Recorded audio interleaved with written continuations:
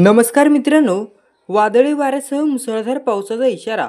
येत्या 24 तासात कोकण आणि मध्य महाराष्ट्रातील काही जिल्ह्यांमध्ये तसेच मराठवाड्यातील काही जिल्ह्यांमध्ये तुरळक ठिकाणी विजांच्या कडकडाटासह वादळी पावसाचा इशारा हवामान खात्याने दिलेला आहे.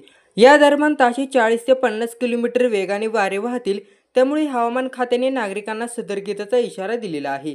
यावर्षी नेतृत्व मोसमी वारे वेळेआधीच महाराष्ट्रात दाखल झालेले आहे. जूनच्या पहिल्याच आठवड्यात राजधानी मुंबईसह अनेक शहरात मोसमी पाऊस दाखल झालेला आहे. तर जूनच्या दुसऱ्या आठवड्यात विदर्भातील काही जिल्ह्यांमध्ये, प्रामुख्याने पश्चिम विदर्भात पावसाची हजेरी आहे. महाराष्ट्रात देखील मोसमी पावसाची समाधानकारक हजेरी असेल असा अंदाज हवामान खात्याने वर्तवलेला आहे. तसेच दक्षिण कोकणात पावसाचा ऑरेंज अलर्ट दिलेला आहे. विदर्भात वादळी वाऱ्यासह पावसाचा इशारा हवामान खात्याने दिलेला आहे. अरबी समुद्रात मोसमी पावसाचा वाऱ्यांचा वेग प्रगतीपथावर असतानाच बंगालच्या उपसागरातील मोसमी पावसाचे वारे मात्र कमकुवत आहेत. त्यामुळे या भागांमध्ये पावसासाठी पोषक वातावरण नाही, असे हवामान खात्याने स्पष्ट केलेले आहे.